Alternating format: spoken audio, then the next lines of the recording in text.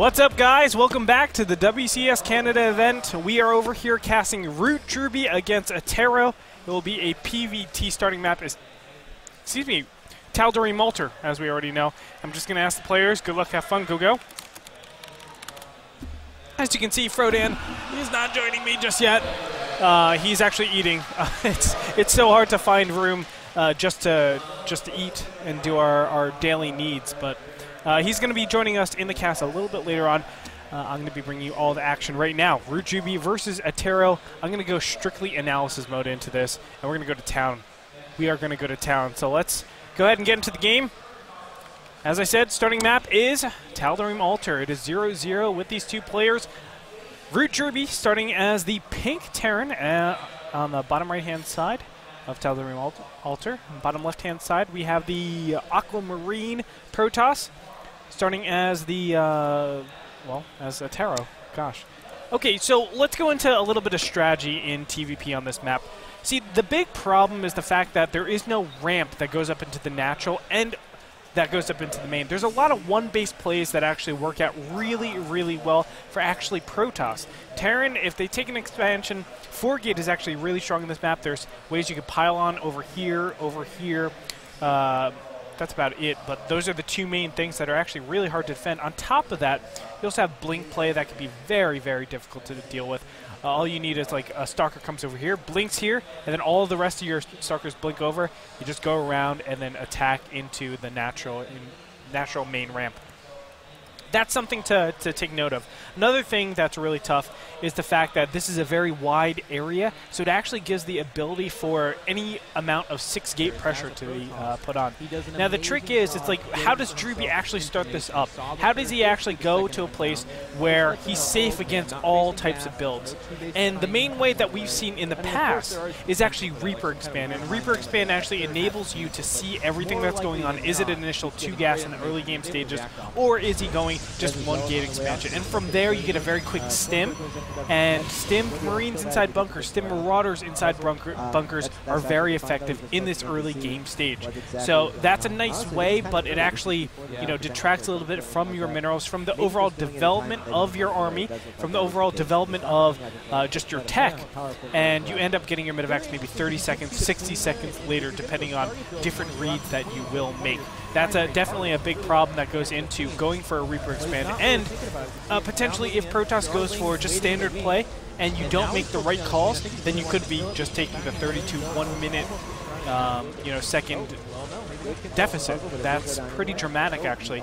So there's a lot of ways that you can kind of, I guess, make the right decisions, make the right moves, but it is always very hard. Look at this, Attero is going the second gas.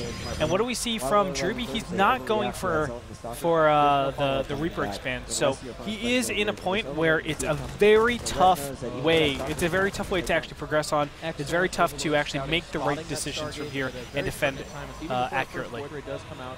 Initial probe is going to get in here and scout out that it is going to be a fast expansion immediately. Attero is actually seen that Drewbie has gone for this. So right now he's in position of great strength.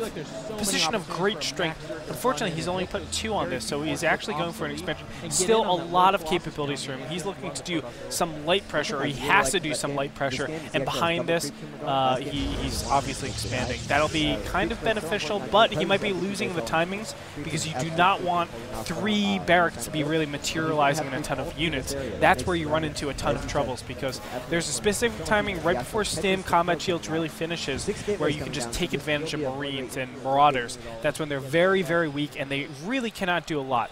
And if you don't take that timing, then obviously you're just allowing the Terran to get back into the game, army-wise I should say, get back into the game and really start to make a lot of units and make it ineffective for any Blink Stalkers to do any damage. So we'll definitely keep an eye still on what he's doing. 2 additional gateways which give him the capabilities of doing 3-gate pressure, but it might not be 3-gate pressure since only 2 are on gas for each of these. One thing to note is Drewbie didn't even scout his opponent, so if this was just a standard fake, which it seems like it's just a fake for the 2 gases, then we're in a position where, in fact, Attero's just behind.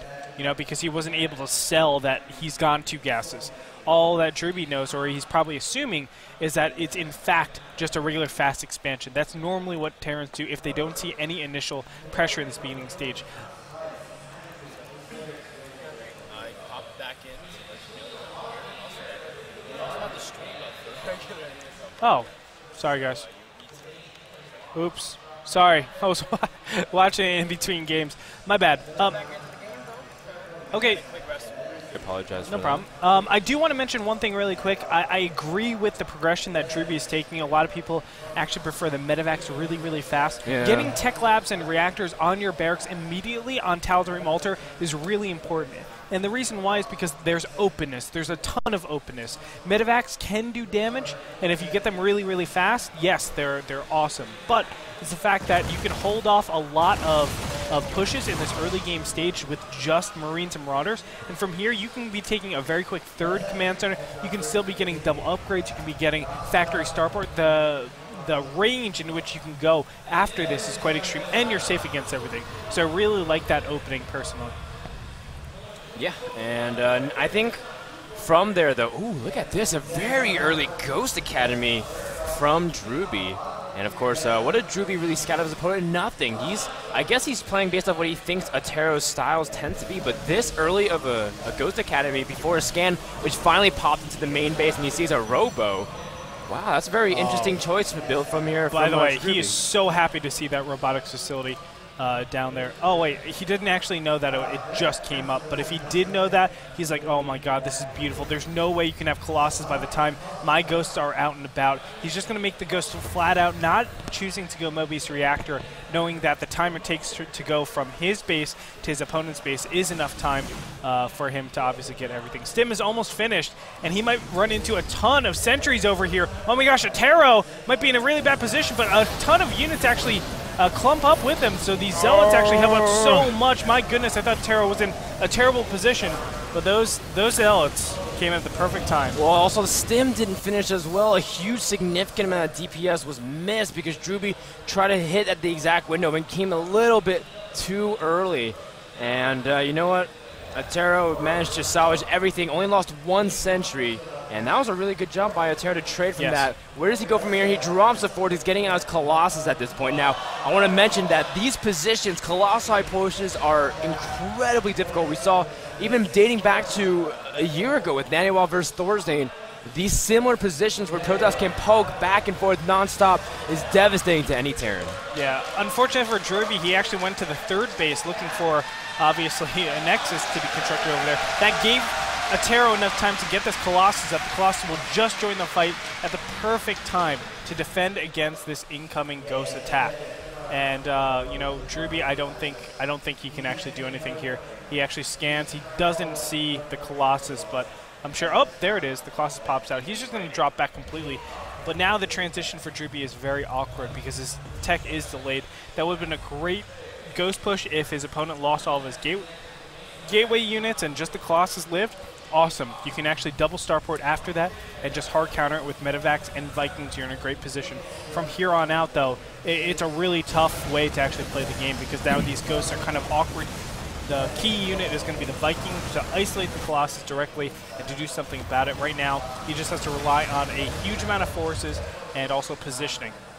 Yeah, what makes it so difficult is that pretty much Drewbie has to dedicate himself to really holding off this push, but you know what? Attero's going with only 1 Colossus. Normally you want 2 or 3, that way you can really swipe Marines in 1 or 2 shots and really overwhelm a Terran in this case. But of course, this is what the Colossus is feared for, just poking at this natural expansion and really putting an ice into Drewbie's economic plans. You can see that factory also gets a pretty decent scout, sees the army composition, and he does have a couple Vikings popping at this moment. So as long as Drewbie can take a pretty decent position, he still can crush this army. But at the same time, it just looks so scary. Yeah, there's absolutely no reason why Attero should actually push into the natural. Just keep poking there, trying to get as many SCVs off. Yes, if you encounter some Vikings, back up a little bit, but micro it very, very well, and just stop this fourth refiner from going down. I love everything that Attero is doing. He's doing everything very nicely. Now, where does he transition to? Well, he can just keep doing this 2-base play and just get an excellent army composition, or he can actually go for something like Blink Stalkers. That's a really good way to actually play it out and protect your Colossus at all costs.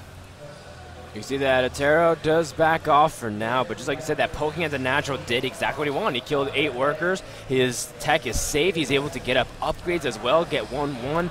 Now he's also getting his 3rd base as well. And Drewbie is poking out, seeing that there's nothing really here at this point. So a great job by Drewbie to just kind of at least hold off. He could have lost a lot more, and I think he showed a lot of restraint, but at the same time, he's not in that great of a position to attack into Attero. I think taking the 3rd base is actually incorrect in this position. You want to actually keep on 2 base knowing your opponent hasn't gotten anything else.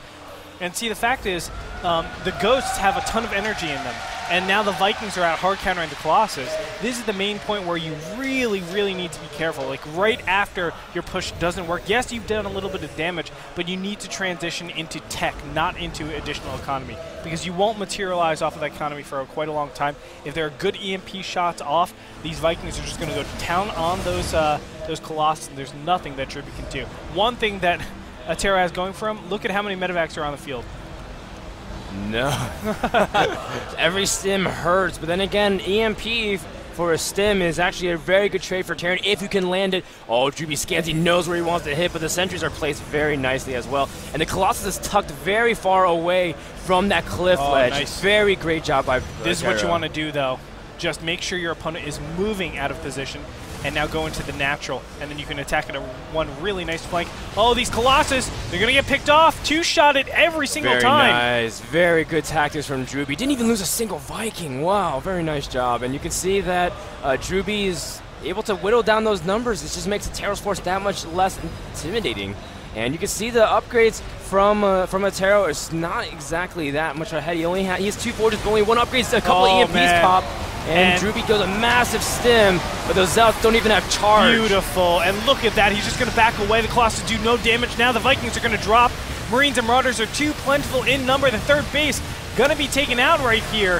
Drewbie just pushing on in. Beautiful play by him. He's just countering his opponent's build, taking advantage of the fact that there is no 3rd capabilities in this sequence of the build. You cannot have that as a progression. Attero GG's. Drewbie takes the 1st game in this best of 3. Very nicely played.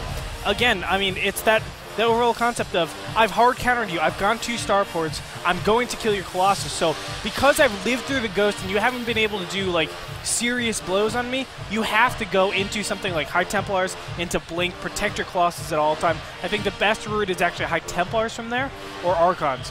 But if we look back, I mean, I believe, yes, the High Templar Archives was finished. So he had all that investment, but it was useless, right?